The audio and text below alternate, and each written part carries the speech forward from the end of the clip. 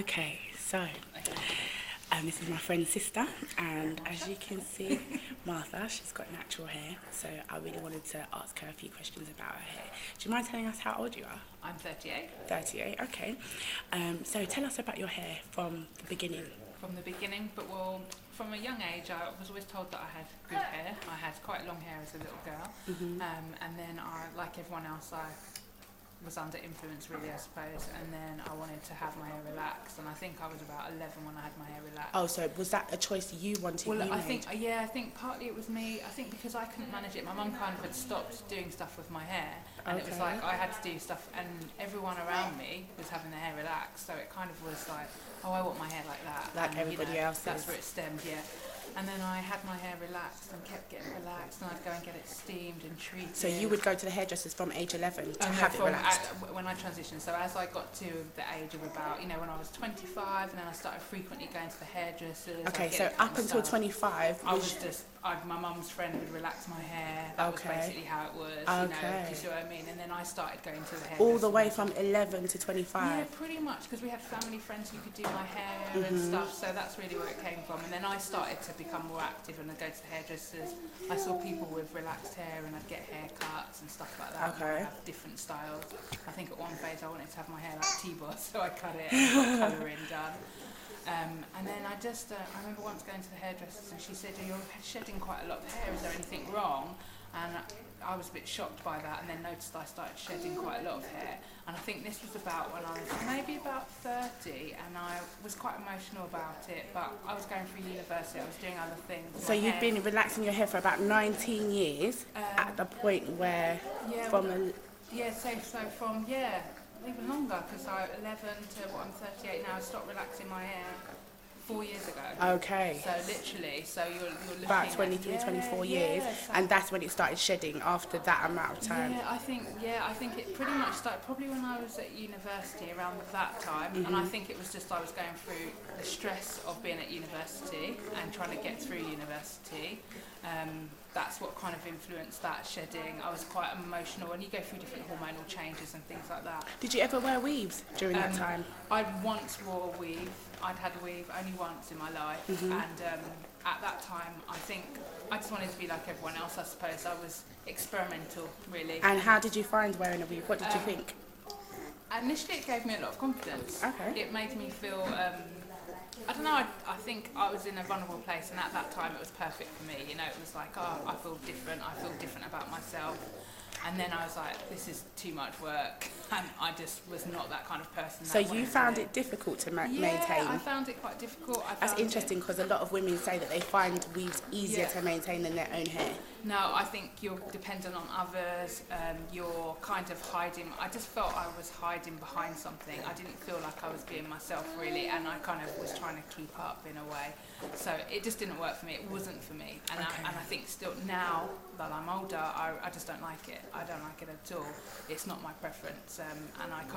But in a way, I suppose that's because I've gone through my hair journey, and I'm really in a good place, and I love Afro hair. I'm so passionate about it. So what exactly influenced your decision to go natural, and how did you go natural? So it was my hair loss. I started losing hair, and I was noticing bald patches, and I was thinking, this isn't good. I'm actually going and getting my hair steamed. I'm getting it treated. I'm getting it looked after. But it's still falling out. Yeah, it's still falling out. I'm not managing it well. And also, I was quite sporty. I like to go to the gym and things like that. It wasn't conducive to actually the life of going to get your hair done. It was almost like, I'm going to get my hair done. Okay, for 2 days I'm not going to go to the gym because I've just had my hair done. So it was a lot of work. And then I started researching how to look after black hair, really, Afro hair, should I say. And then I see people blogging, and I was like, oh, maybe I can do this. So I decided to go natural. Who did you see vlogging? Was it Americans or British? Mainly Americans. Okay. Yeah, mainly Americans. To be honest, a lot of the British, UK-based ones, I just didn't find them. They didn't have as much knowledge, and it wasn't as interesting. And they weren't so far in the journey of natural hair. Okay, yeah. Whereas there are people who, in the natural hair kind of scene, who have been doing it for 10, 15 years. So obviously they've got a lot of advice to give. And also I wanted to go on safe sites, because some sites you can go on and you can see when lots of people have been viewing it, they've been getting lots of positive comments from it. They were the ones that I'd go for. Okay. Whereas someone that's only had a few hits, I kind of was like, I'm not following that so much because their experience is less. So yeah, I transitioned 4 years ago. Okay. I went from almost my, parts of my head were looking almost bald, and then my natural hair started to grow, and then I took care of it. I started to make my own products. I don't put heat in my hair. I found different ways. Okay, hang on, let's slow down. Yeah. Because all this is really good stuff. Yeah. So you transitioned. So you let the relaxer grow out. You didn't cut it off. You No, let the I let it relaxer grow out. and then I slowly trimmed it and kept trimming it. And then it took me about, I fully transitioned in, it took about a year. The process Okay. took about a year. And then how much afro hair did you have after a year? After a year, I think, I'm trying to think how long my hair was. I'd say it was about, Like, show me with your hands. Like. I'd probably say about up to here. That's my Really? transition. After a Yeah, year? After a year transition. Wow. Yeah. Okay, so your hair grows quite quickly. Yeah, it grows quickly, but it was my maintenance. I had a strict regime. What did you do? I was washing my hair more frequently, so Okay. there's a lot of misconceptions that we shouldn't wash our hair frequently. I was washing at the start when I transitioned. I was washing my hair twice a week, sometimes even 3 times a week, letting it air dry. I wouldn't use towels on it. I would use either t-shirts, because the towel It's can actually rough. capture the hair and it's rough and it doesn't. Wow. Okay, I didn't know that. Always slept with a satin bonnet. I was very sensible about the oils and products I used in my hair. What oils do you? So I make my own shea butter, and you'll find a lot of bloggers talk about that. So, and I didn't put any kind of petroleum, any sulfates, any of those products in my hair. So I'm always choosy about the shampoos and the conditioners I use. And then now I'm at the point where I probably wash my hair once a week to maybe once every 2 weeks. Okay. And that really helped my hair growth. I didn't put any grease on my scalp, so that traditional, you sat down as a kid and your parents would grease your scalp, Yeah. that blocks your pores, it actually inhibits your hair growth. So you don't grease your scalp, you actually no, just... I use organic oil, so I might use a little bit of coconut oil, because it's really the best oil. Most of the people that I've blog just about started it, using it and it's amazing. It's brilliant. And so I put a little bit of that on my scalp, but normally I leave my scalp bare, and then when I wash my hair, I use shampoo maybe once or twice a month, but actually weekly I wash my hair with conditioner, because it's much kinder to the Co-washing. hair. Yeah. And so did things like that.